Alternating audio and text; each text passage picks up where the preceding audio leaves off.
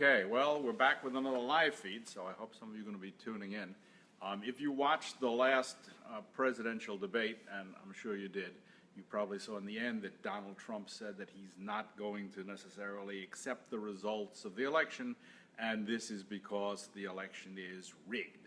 And then put to pressure, is it really rigged? Well, it's the media that's rigged, because all the networks are against him, and they're biased, and they're unfair, and that's what's unfair about the whole thing. So what? So what? So what if the networks are against him? In my opinion, the networks should be against him. The networks should have an opinion. This whole notion of television news as being this fair and balanced thing is actually completely out of kilter with the history of journalism and the potential that television has, and even the notion of a free press. In the world of print, which has been around for 500 years, it was understood that every newspaper had an opinion. That was the whole point of having a newspaper. From the time that Benjamin Franklin first started publishing newspapers in colonial America, all newspapers had an opinion. Thomas Paine was a great publisher of opinion. When Thomas Paine published before the American Revolution, he didn't have half the paper devoted to the notion of the revolution and the other half saying, well, let's be sure to put in the king's perspective because that's equally important. The reason we had a broad spectrum of opinion in the world of print, and we always had for the 500 years it's been around more or less, is that print was pretty much open to anyone. All right, H.L. Mencken said the free press is reserved to those who can afford one, and of course not everybody could afford a printing press, but even the notion of printing pamphlets and stuff allowed pretty much anybody access to the medium of print and newspapers and magazines. And we've always understood that print publications have an opinion. You don't buy the National Review and be shocked that they're pro-conservative, and you don't buy the New Republic and be shocked that they're pro-liberal and ask, where is the conservative point of view? Where is the balance? So where did this notion of balanced news and fair news, and I used to teach at Columbia Journalism School and NYU Journalism School, and of course they always drove this notion of objective journalism, which is totally crap. There is no such thing as objective journalism. Everybody has an opinion one way or the other, and to pretend you don't have an opinion is simply first to lie, and second, to crush what would be interesting otherwise in television and journalism.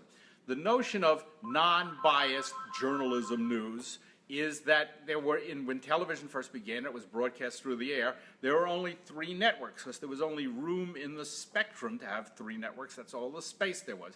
And the FCC licensed this to ABC, NBC, and CBS with the general understanding that they would provide news. Now, they could have provided any news they wanted to, and of course, they had an inherent bias, kind of a cultural bias. It was very pro-American. Communists were always wrong. Americans were always right. So there was a bias built into television news from the very beginning. But of course, with 3 networks dividing the national 100 million households, nobody wanted to alienate anybody else. So this whole notion of unbiased journalism in television, unbiased news, was much more of a business decision than it was any kind of purity of journalism. Journalism is, priesthood. Journalism is God's mission to tell the truth. This is absolute crap.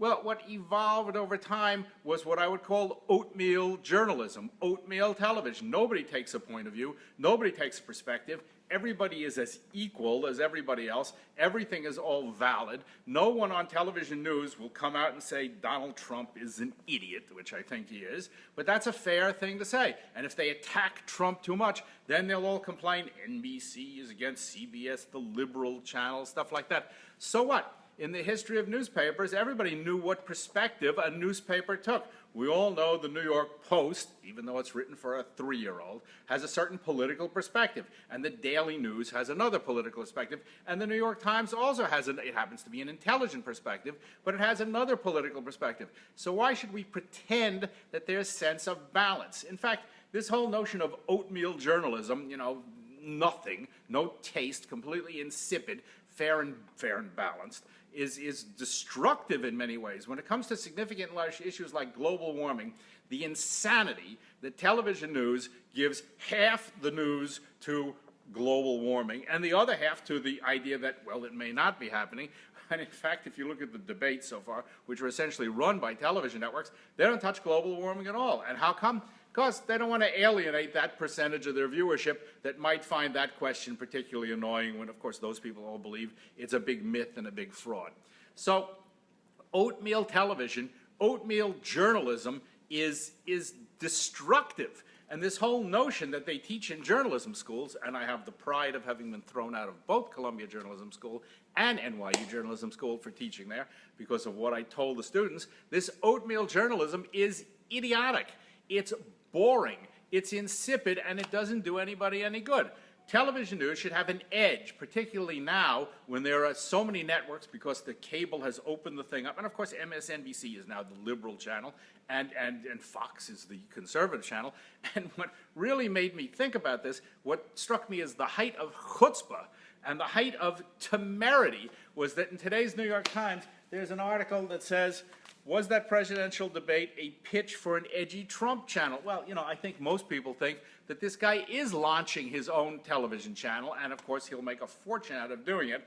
But believe me, Trump news is not going to be objective. If you looked online, you saw that during the debate they actually started live streaming. This is kind of a stalking horse for their channel, which if they're smart, they'll keep as a digital channel and not go to a cable channel.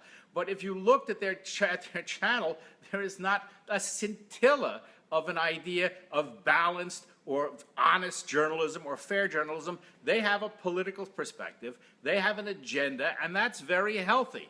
As the world shifts first from broadcast and then to cable, which even in of itself had a limited number of channels and you had to depend upon the goodwill of the MSOs to carry your channel, now we're entering this new realm of pure digital channels. And of course there's infinite play for digital channels. And let me just say while I'm here that we're running a one-day seminar here on top of the museum about how to start your own television channel. I urge you to come and sign for this. There's still a couple of spaces left, and we'll teach you how to make your own channel. But that's besides the point. Why shouldn't I pimp for my own business? But the fact is that now the internet is open for anybody to make a channel of any kind, and there's no reason that there's no sacred law of what is news and what is truth. And this is all culturally driven, and it should be. And you should have an opinion. For crying out loud, if you want interesting news, it should have an edge and a perspective, and it should make some people really mad and should make other people really happy, and the really mad people should go out and start their own channel. That's what a free press is all about. And now for the very first time, television is going to enter the world of free press. It's a place it's never been before. Well, nothing freaks out television journalists more than being confronted with a free press that's really a free press, which it's never been. It's just controlled by a bunch of media companies. So get out your iPhones, make your own channel, but more than that, let's have a voice here for somebody with an opinion and something with an edge and enough oatmeal journalism. And that's my opinion for today. Thanks for tuning in. See ya. I hope you enjoyed that, and if you want to learn more and see more, come and see us at thevj.com.